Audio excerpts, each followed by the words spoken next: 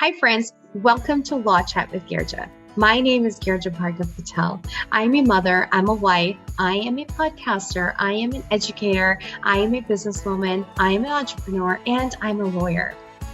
I truly believe in the power of mentorship through storytelling, and that's what Law Chat is all about. So whether you are in 6 months or 10 years of business experience, we can all learn from each other's experiences because we face the same challenges and we have the victories and we have mistakes that we're all making. So why not lean into them and know that we're going to be fine and we're going to be okay and we're going to be inspired. And of course, this is Law Chat with Girija, so we will be talking about some law at some point during the conversation. And if you love what you hear today, which I know you will, then subscribe to Law Chat with Girija and share the love. So grab your coffee, sparkling water, or wine, and let's dive in to the next inspiring mentorship session. Hi friends, welcome to Law Chat. Raise your hand if you've ever been the recipient of a sleazy marketing tactic or even participated in one of your own marketing campaigns that later left you with a yuck feeling. I know I have to both of them. So there's no shame in that game, but it happens to all of us. And today's guest, Erika Tebbens, owner of Erika Tebbens Consulting, is a marketing strategist and a sales coach for ethical entrepreneurs who are ready to break through an income ceiling without complex systems, sleazy sales tactics, or battling burnout. She's also the host of her podcast, Sell It Sister. She will take us on her journey of 15 plus years of experience and why knowing your values and staying ethical and true to yourself is so important in your business. Integrity is her jam, and I just cannot wait to talk to somebody who shares some of the same core values as me and why it's so important in our marketing. Welcome to Law Chat, Erika. Thank you so much for being with us today. Yeah, thank you so much for having me.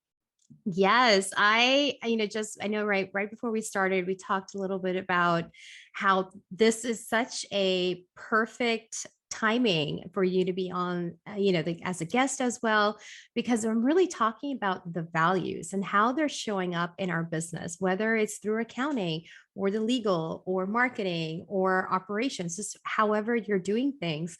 And so I feel like this is such a wonderful to have you as a guest and to talk about that. And because that's truly where your expertise is lying right now. That's what you are selling as part of your services. But before we get there, and before we get to all your amazing wisdom that you have to share with us, how did your journey start? It's 15 plus years of experience. And then where did that start? And what were some of the challenges that you faced? Yeah, so all the way back in 2004, I was pregnant with my son, and I decided, because we were really struggling financially then, that I was going to try to start a business that would, allow us to kind of add more to our family budget, because he was working a ton of hours. I also had a job. So that was not really going to be the avenue of just getting more jobs.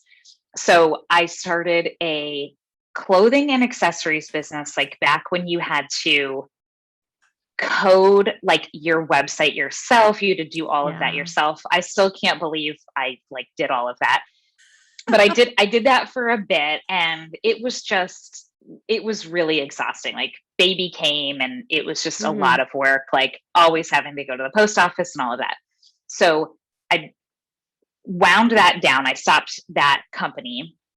And then when my son was about a year old, I was like, I'm gonna get a better paying job. We had moved. And so I knew that I was really good at selling, and I was really good at leading people and teaching and training. And so I ended up getting a job as a general manager with Calvin Klein. So the really large store just north of Seattle.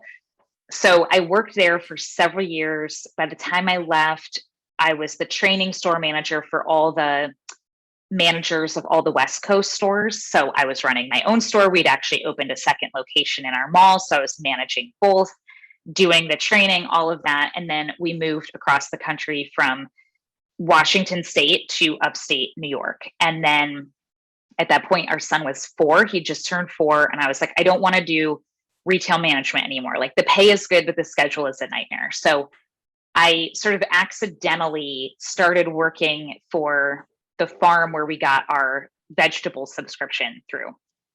And because of my background, the farmer was young and he was really innovative. And I was like, hey, I have all these ideas of how you can like make more money at the farmer's market. And so I ended up becoming his first market manager. So then I was like hiring, staffing, training, doing visual merchandising, like all of this stuff. And then I ended up sort of again accidentally falling into the world of direct sales. And again, because of my background, I rose up to the ranks of like leadership really quickly. And so then I did that for 4 years. And at the end of 2016, I was really burnt out. I knew I was ready for a change. And so I just started to get really curious, like what was the thing that I loved doing? And it was really teaching people how to have more business success. I had done it just for fun with a few friends. It was what I did as a leader in my direct sales company.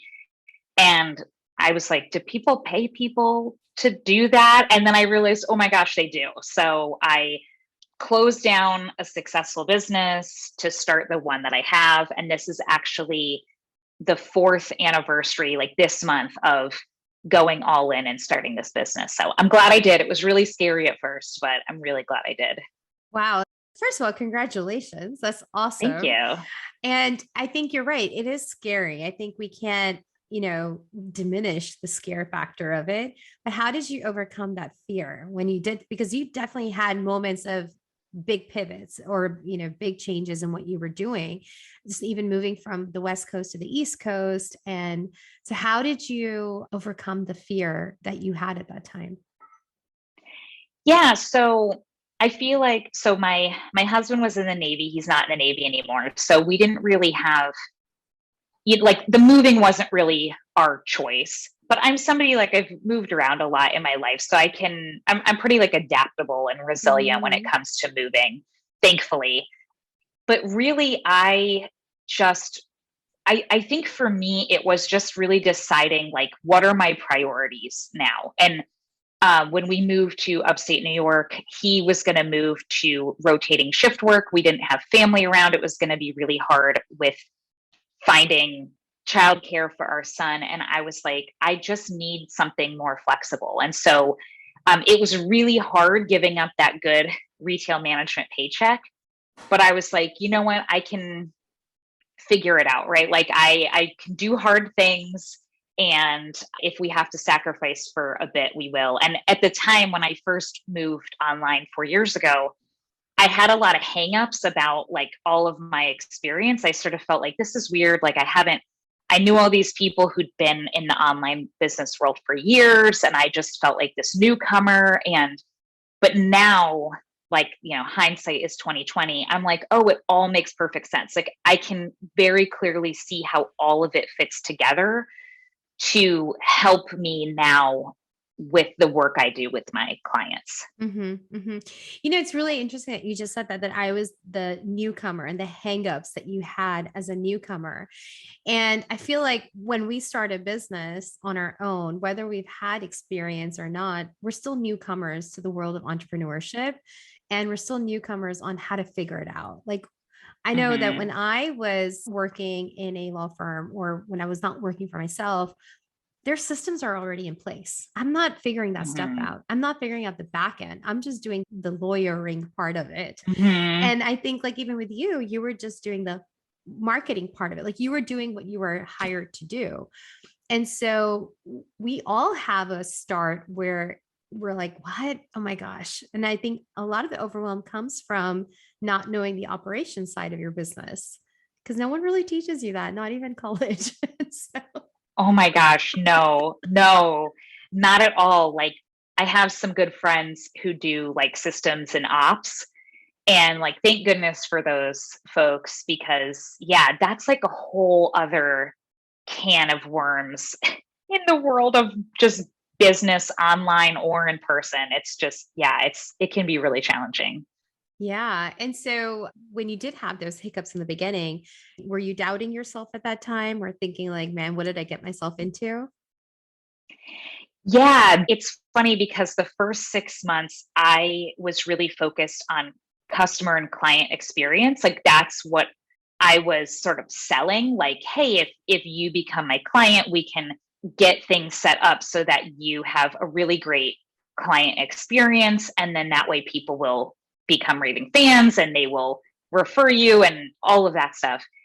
And as I was talking to people and I was doing market research, people were like, yeah, that really sounds great, but like I'm not getting enough clients for it to make sense to hire you for that. And so I had to go back to the drawing board and I was like, what is like the problem before the problem? And I realized that they had a lot of hangups around selling and not wanting to be pushy and not wanting to be sleazy and Mm. things like that.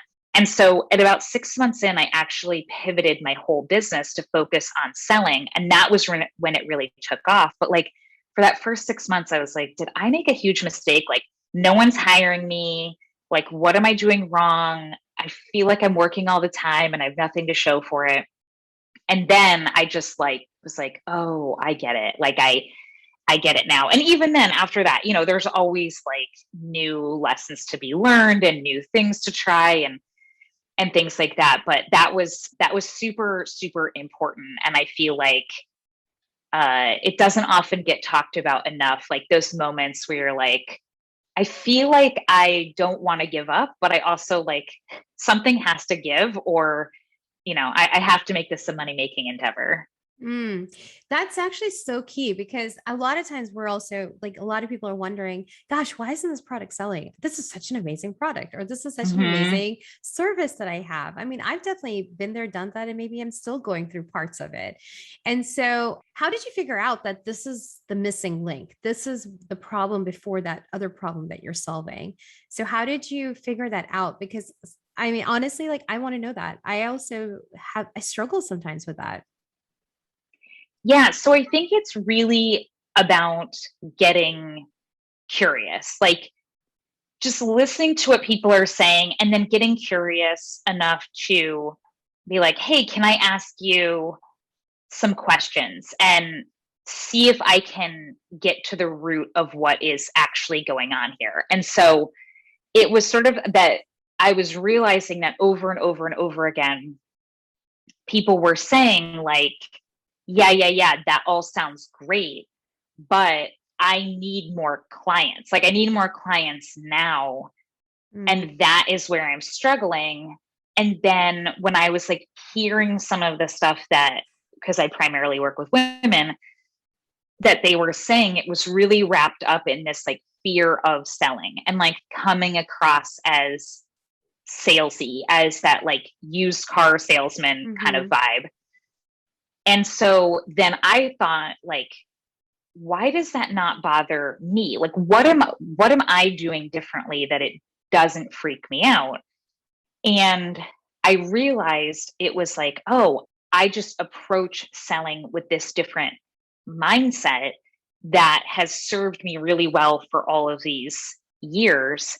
And like, if I could just teach women kind of like what I do and my approach, then it would be easier for them to actually like feel good about selling, and then Mm. they would get clients more easily, they would make money more easily, like the whole thing. So then I just kind of worked backward from that point. Mhm, mhm.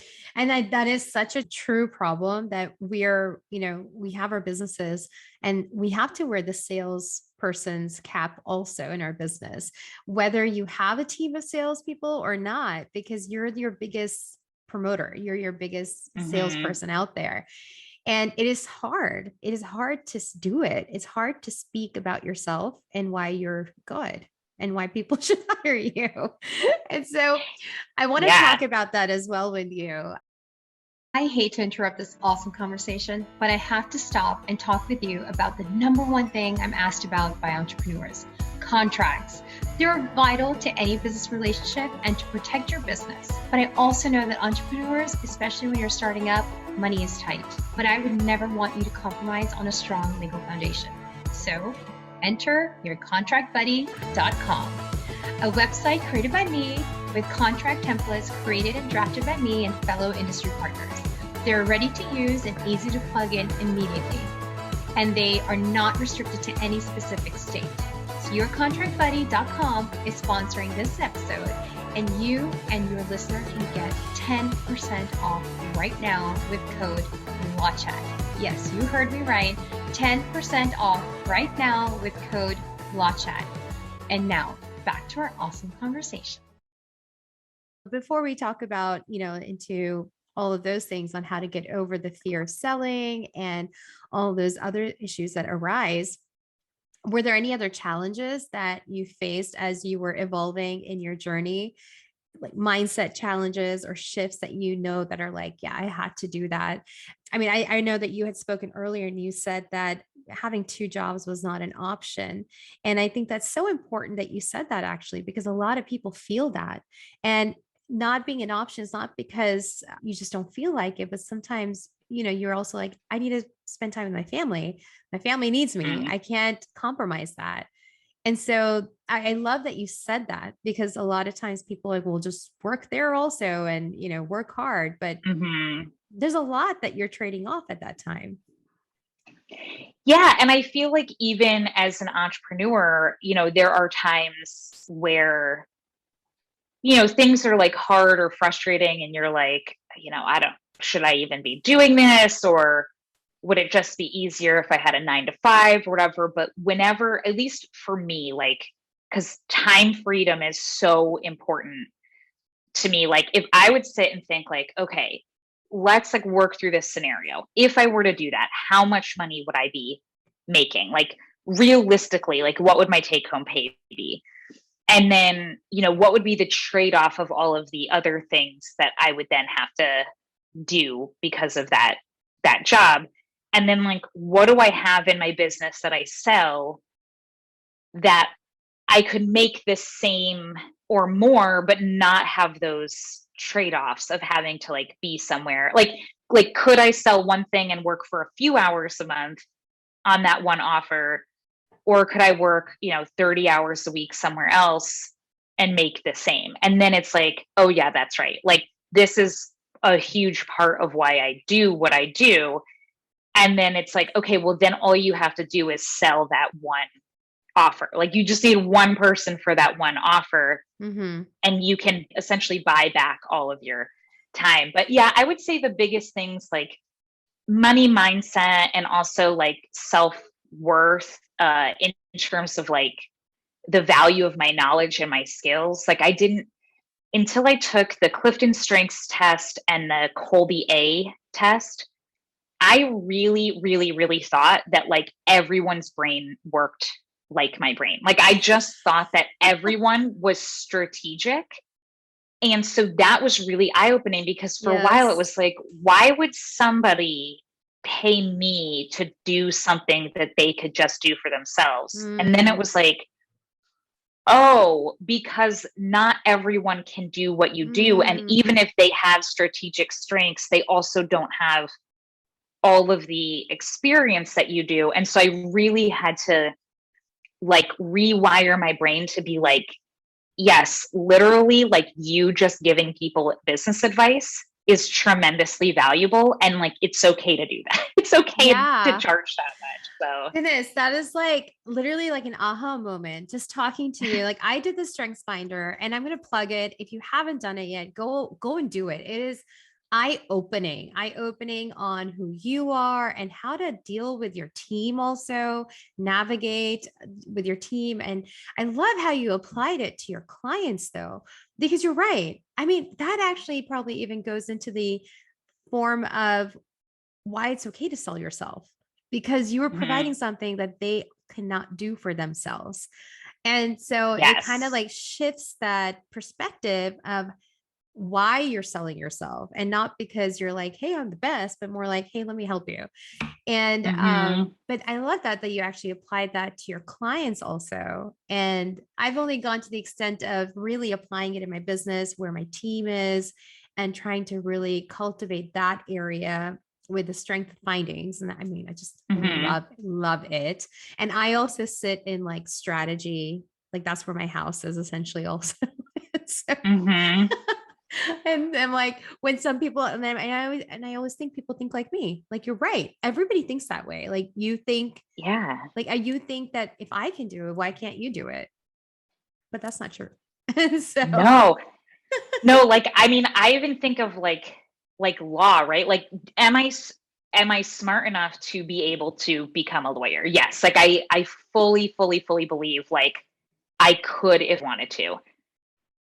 Just we actually, a good friend of ours is going through law school right now as like a third career, and it's super incredible and impressive. But he like tells us about, all the work he has to do, and I'm like, I literally could not do that kind of like reading. Like, it wouldn't even, yeah. I wouldn't be able to get through like the first reading assignment the first week of class, because I would be like, I'm so bored, I Yeah. hate this, like, can we please like simplify it? Like, I couldn't do it. So I'm like, oh, I am happy to pay people who know this stuff and who like it, because there's no way that I'm even ever going to bother to try to understand that. It's not Yeah. worth my time. It's not worth my energy, and I will probably mess it up. So I'd rather just pay an expert. Yeah, yeah, but it's true though. I mean, just before we started, we were having some tech issues. And again, it's not that I can't figure it out if I don't put my mind to it. I just don't want to.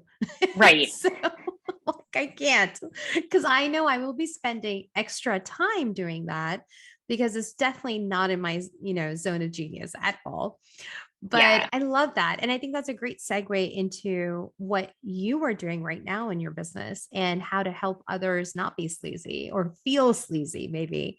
So tell us a little bit about what you're doing now in your consulting business, and things that you're teaching your clients. Yeah, it's kind of funny. So I have a really great resource. Well, I have two. I have a free one, which is my No Sleaze Sales Guide, which it's an overview of my sales conversation process, and it's very easy. It's not like scripts. It's just like a conversational flow, and so it's easy to remember the parts and pieces of it. Mhm. And then I also have a mini course called Conversations That Convert, which like leads into a little bit deeper, helping people, whether you sell a product or a service, to really figure out like a flow of a common sales conversation, so you can be as prepared and ready as you can be every time that comes up, whether you're doing discovery calls online, whether you sell handmade items at a craft fair. Either way, it doesn't matter. It still works for both. And so that's really like the selling aspect of it. And I definitely am always like on my podcast, I'm talking about all different things in business that make making money easier and feel more aligned.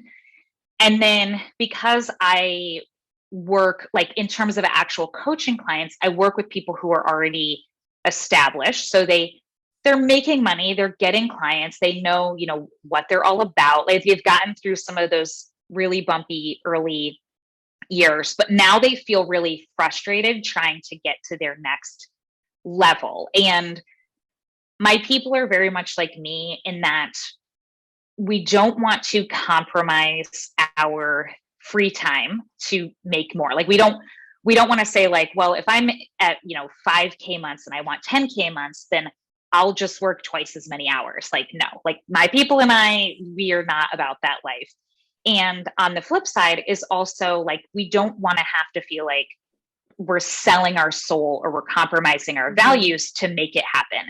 So I have a group program called Rebellious Success, where I take people through the 6 essentials to have a thriving business that really honors who you are. And the cool thing about those is that they are really things that you like, even for me, at every new level, or like when I'm feeling a new friction point around business growth, like if I feel like, okay, I've sort of hit an income plateau, I go back through the 6 and I can sort of reassess like, where's the gap? Like, what do I need? Like, where do I need to plug the holes right now? Or where do I need to bring in extra support or tweak something or whatever? And that was actually, I just brought on a past client of mine who went through that program because she's a phenomenal copywriter. She does emails, she does sales pages, all of that. And we are both very like values aligned. And so I was realizing that like I was still doing some things that were in my zone of excellence because I'm a pretty decent writer, but they're not in my zone of genius. And I was like, I want you to come on and help me with this because like, yes, I can do it. I can write these sales emails for my launch. Like I can do all of that, but like, does it really need to be me? And the answer is no. And could I keep doing it? Yes. But like, if I truly want to move into that next growth level, like I have to be willing to trust somebody else and invest in somebody else to do that for me. Yeah, I think that's such a key takeaway is to be able to trust in others because you can't do it all. And if you try to do it all, you're not showing efficiency or productivity in your business. So if you don't mind sharing, what are the 6 essentials, just high level? Yeah.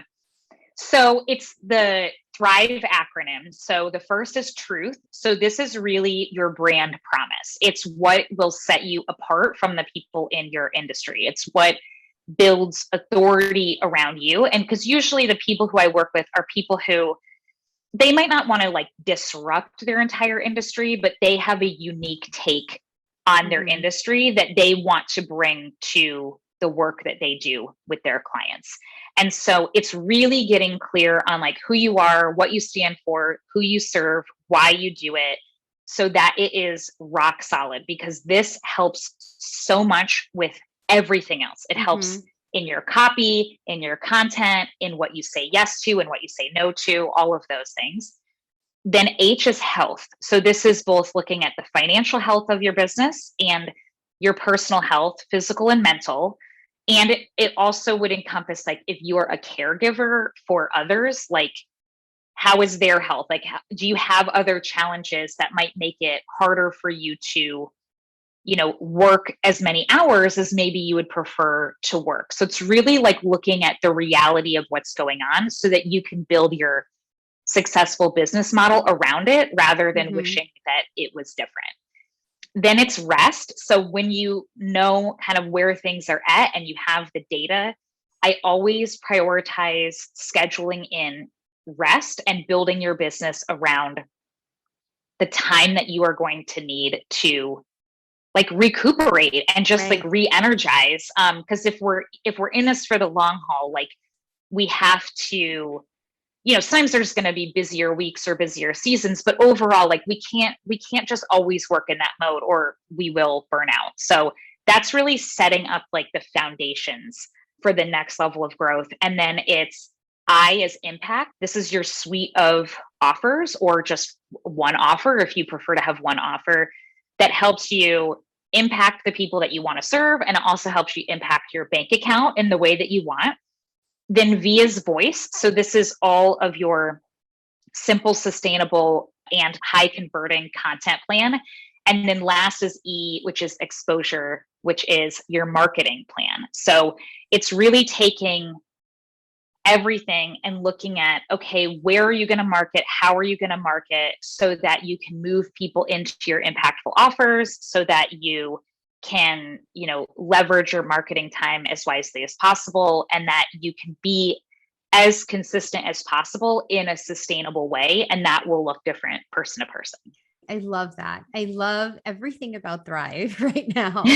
And I love the holistic approach to the business because it is. And I really also appreciate how you focused on health and not just the financial health of your business, but your personal health and the health of, you know, everybody else around you, because that makes an impact. If your health is bad, you lose focus.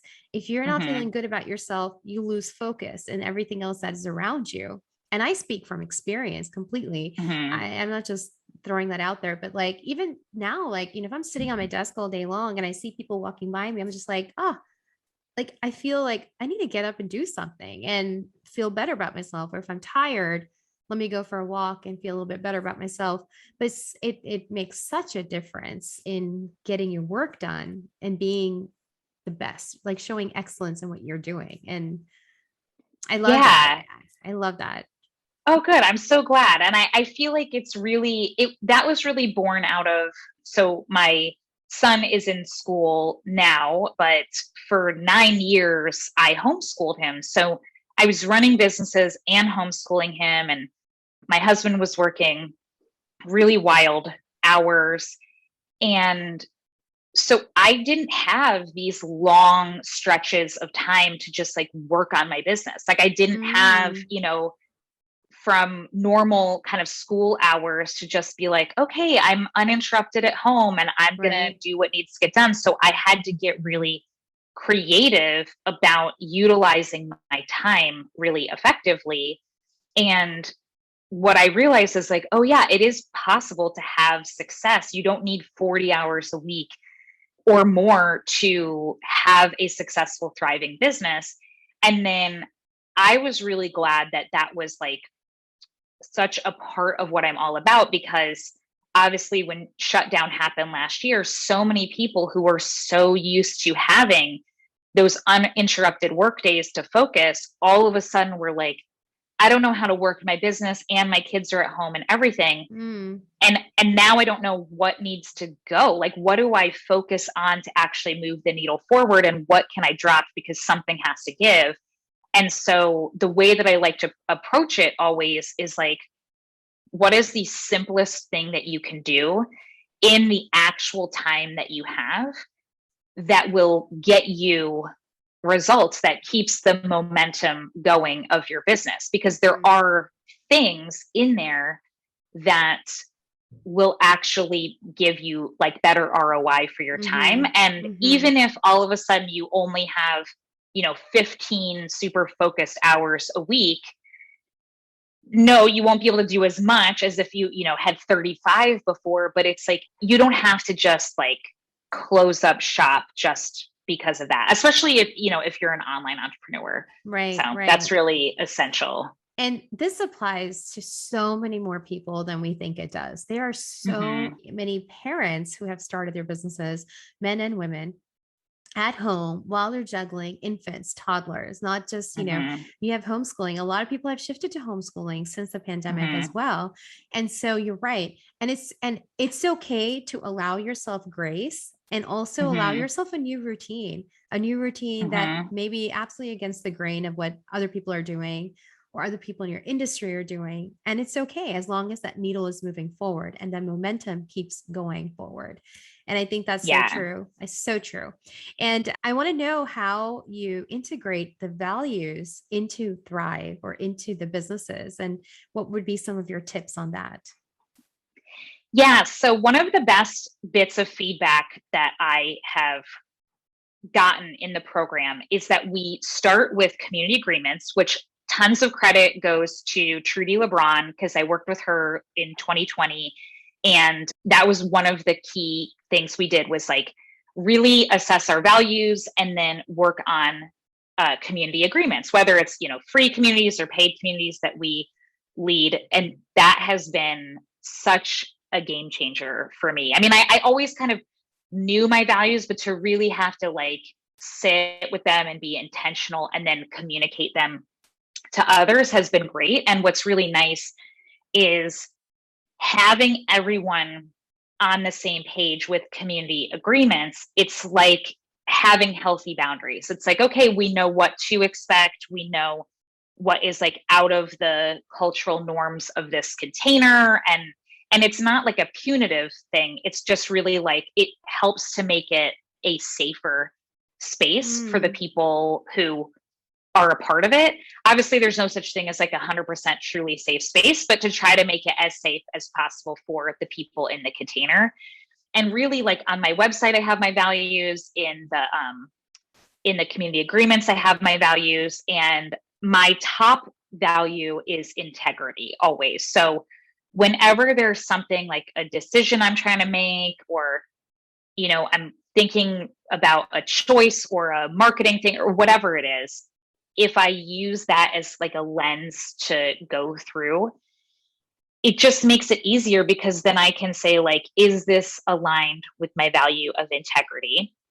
And if no, then the answer is no. Like, I need to do something else, or choose a different option, but like the answer is no. And then also some of my other ones are resilience, which I think is really important to have just in the world of business. Like it will not be easy. There's no perfect mountaintop that you ever get to where everything is smooth sailing. So it's important to be resilient. Adventure is another one. Like I also view it as like, yes, it's hard, but it's also an adventure. And like, let's embrace the fact that like, yes, sometimes in adventures, like things don't always go as planned, but it's really good to, like, if you can kind of just shift your mindset around it and you're like, oh, it's just an experience. Like, let's just get curious and see like how we can impact new outcomes. To me, that just makes me feel better about my approach with it.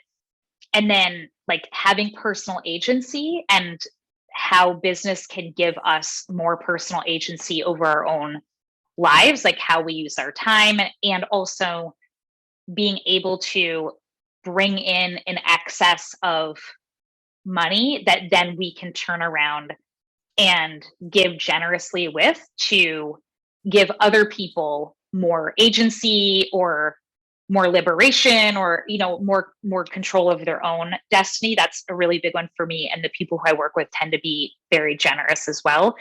And then the last one is community. So even for like my podcast or even on my Instagram, I view those people, like, even though we are not in a closed container together, I view them as part of my larger community. And what's really cool is I do a lot of free trainings and stuff. And whenever I do them, the people in the chat, because they know my values and they know how I am as a human, they know that chances are if they resonate with me, they will resonate with each other. And so I've actually had people like form friendships and do coffee chats and everything, like from the chat on a training, like in the Zoom chat, they'll be like, oh, give me your email, I'll message you and we'll set up a coffee chat. And that's really nice, because to me, that means that like I have created other communities that I'm not even necessarily a part of, but they can flourish and thrive without me actually having to be present.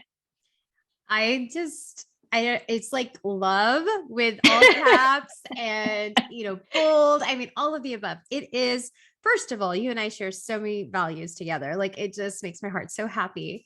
And to have you here having these conversations makes my heart so happy, because I think it's so important to be aligned with our values and our business, and letting people know what you stand for and not be shy of it, be bold about it.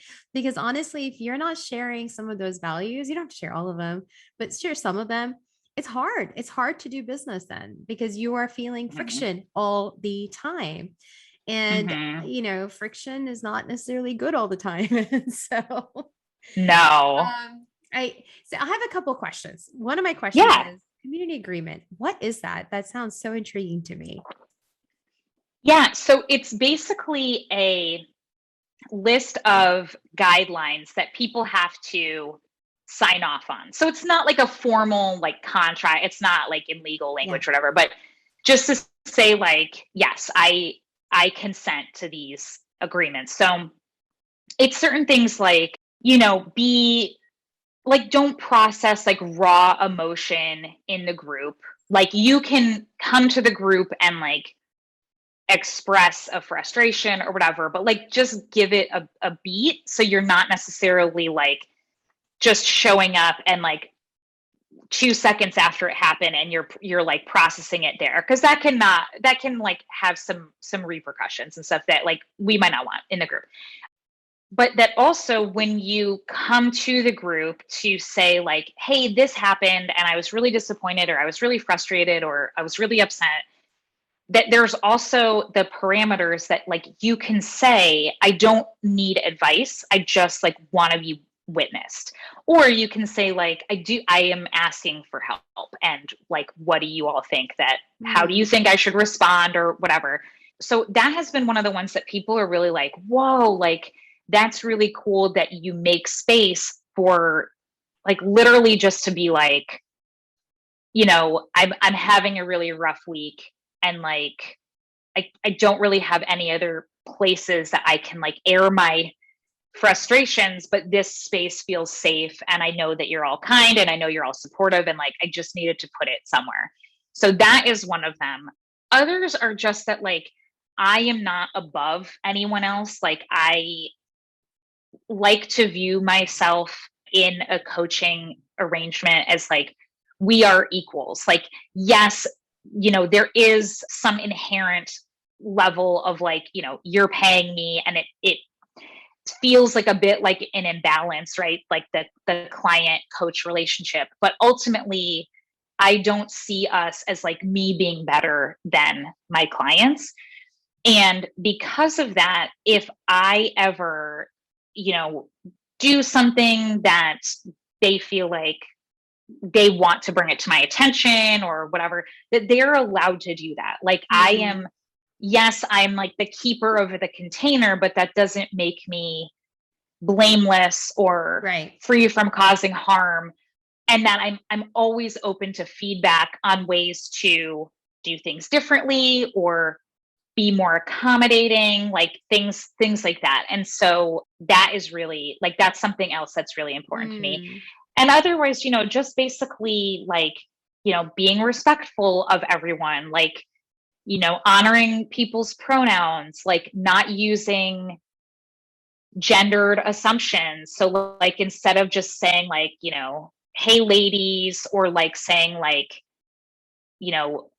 do all of your like husbands, like what, just to kind of make it like, just don't assume like heteronormativity, things like that, to just really make people feel accommodated in the space. I really like that concept. And this is for your coaching and your consulting groups that you are that you're heading. Yeah.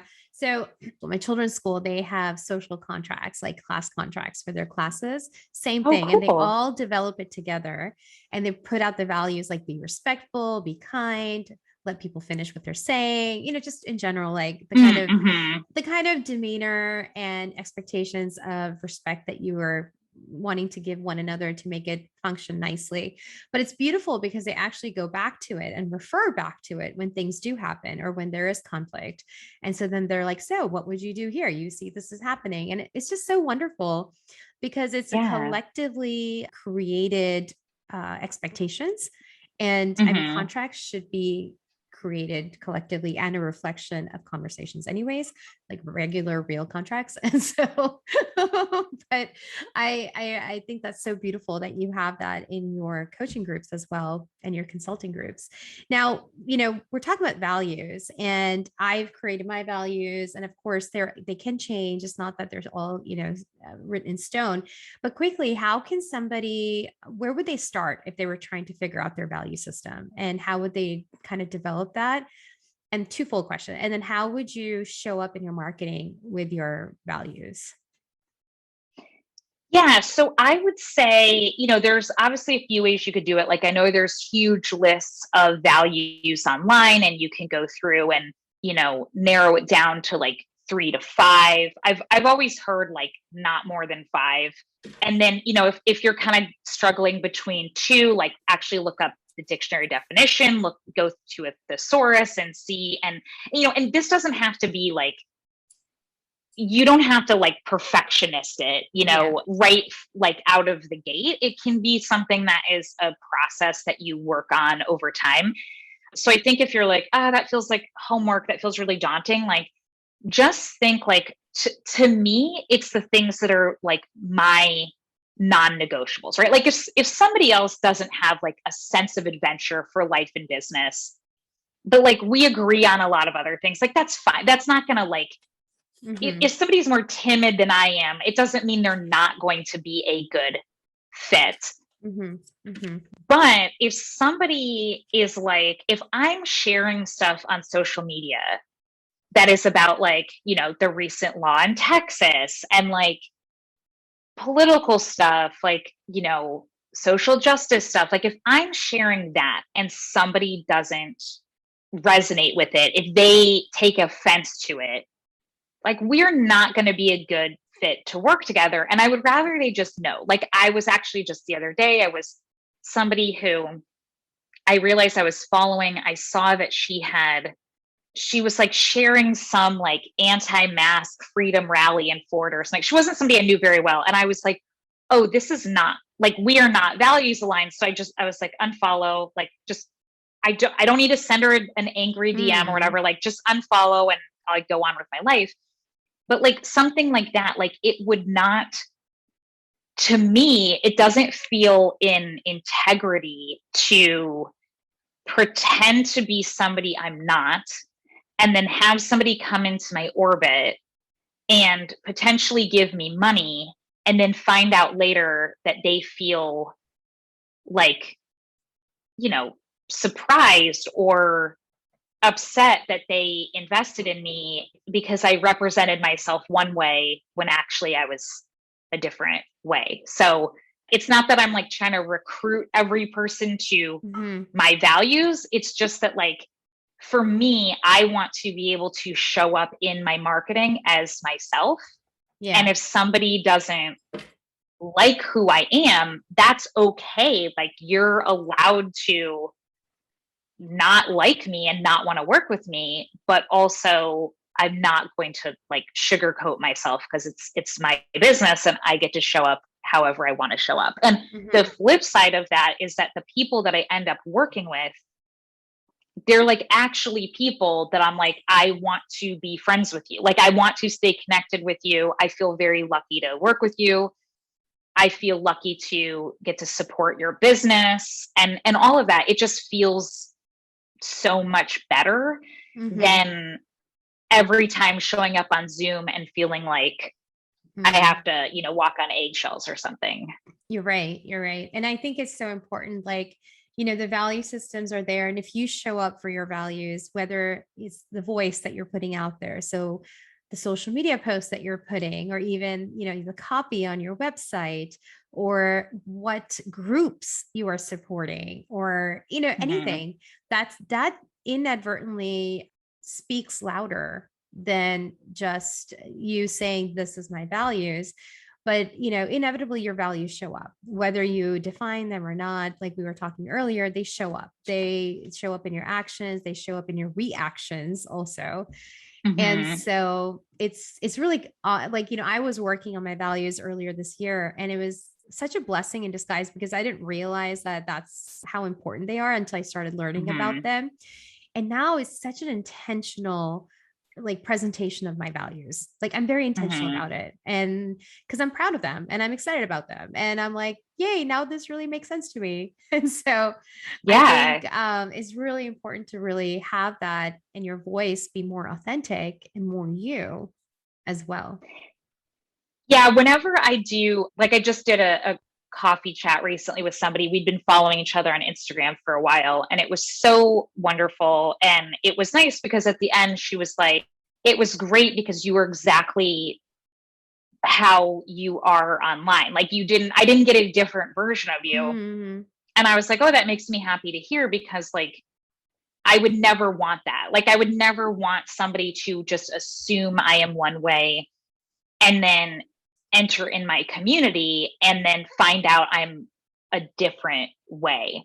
And I also think like what ends up happening with my rebellious success community. So the first 2 cohorts are done. And what I really love is like, they have all continued, like they have formed their own communities and they've stayed in touch. And that's sort of universally the thing that they all say is like, yes, working with you is great. And it, you know, I get strategies that make me more money, but also like I got this community that I didn't really know that was going to come out of it. And it's really invaluable. And it's so there, people are always saying like, you have the best communities of people. And I think that that only can happen when you are super clear with your values, because then nobody is like sneakily flying under the radar to kind of infiltrate a space where they would make it uncomfortable for the other members of the space. And that's where you're trying to create a space that is safe, where you feel welcomed, you feel comfortable, you feel like your voice can be heard, but also where it can't be, where everyone is expected to show respect. And I think that's That's so wonderful. So before we wrap it all up, there's a couple more questions that I have. And Yeah. so my one question is though, I know, this is Law Chat, and sometimes I totally forget to ask the legal stuff because I get so intrigued and involved in my guest stories. But what is a legal issue that you've had, if you've had any, and how did you figure it out? Yeah. So right around the holidays, the end of last year, I was looking for one of my podcast episodes. I couldn't remember like when it had aired. I remember I was looking it up for somebody because I was going to grab the direct URL and send it to them. So I pulled up my Spotify app and I just started to search Sell It Sister. And I was like, why are there two Sell It Sisters? That's really weird. And that's not my logo. And so I clicked on it and I realized that it was two women, had only a couple months prior started a podcast with the same name as mine. Well, first of all, I don't know why you would want to do that, because then you're competing, like just from a marketing point of view, like you're competing with my podcast, my very well established podcast that I already had for like almost 2 years. But also, if you do a quick search, I own the trademark to that. So I sent them a quick email, like to the Gmail that was listed on their thing. And I was just like, hey, here's the USTPO link. You can see that I own it. Like, you got to change your podcast name. You can't use this. And they were like, blah, blah, blah, whatever. And so then I was like, okay. So I messaged my attorney. I was like, hey, so I know it's the holidays. Like, this is not an emergency, but like, can you deal with this for me? Because like, this is why I have an attorney, right? So I don't have to deal with it. She's like, yes. So she sent them an email. She copied and pasted like section 41 or whatever it is that I have the trademark under and highlighted. And they tried to come back and like defend it. And then she was basically like, no. There's no defense on that. No, like you're using you it in the wrong. same capacity as what you have registered for. There's zero defense on that. Yeah, I was like, why are you going so hard with this? Like, wow. I don't understand. They only had like a handful of episodes up anyways. Like, I was like, whatever. So there was some back and forth. And then eventually they changed it to Sold It Sister. But I think they still have the IG. Either way, I was just like, this is like, it was kind of hilarious in some way, because I was just like, this is such a bad business move on your part to do that. And so that was probably like the most major, and luckily it wasn't like a catastrophe, but I mean, I was just really hoping it was just going to be a simple cease and desist and they would be like, oops, our bad, like we'll go change it. But but I was really glad that A, I had bothered to trademark it, and B, that I like didn't try to just deal with it myself, that I like brought in the professional to be like, can you help me with this? And because obviously for me, there's some level of emotion to it, but for my attorney, she's like, I don't care. Like, I'm not personally offended. So like, let me just handle it. So thankfully that's been like the only thing, but it was like proof positive of like, this is why you do the legal things that you need to do. I mean, honestly, having that trademark registration is golden. So that was such a great move on your end to get that done from the beginning. So, well, thank you. Thank you for sharing that. And, through all the challenges and the ups and downs, what is the one thing that anchors you and holds you steady? I would say that it's like two things. It's one, that I do get to control my own time. Like, that is just it's so important to me to be able to do that. Obviously, I can't always control every second of every day, but just overall that like I get to set up my time in a way that is supportive to me and our family and all of that. And I would also say like hearing the wins from my clients is like that never gets old. Like even somebody who maybe worked with me ages ago, I'm always like, please don't be a stranger. Like I always want to hear from you. And so when I see them, having success, like if they're posting something on social media or if they reach out directly, I'm always like, oh my gosh, this makes me so happy to see, because the people I work with have really cool, impactful businesses. So it's nice to know that like, because I chose to have the business that I do, like I got to play a tiny piece in that larger puzzle. Yeah, that's awesome. I love that. I love asking that question because everyone has somewhat of a different answer, but it's important because everyone will have challenges, but we need to stay steadfast and we need to stay resilient. And so what is that holds you steady? So thank you. Thank you for sharing that as well. Yeah. Well, I know there's going to be some people out there that want to reach out and connect with you. And I'm going to be putting in the links to your, courses and then the other freebie that you have for everybody. But how else can they reach out and say hi to you?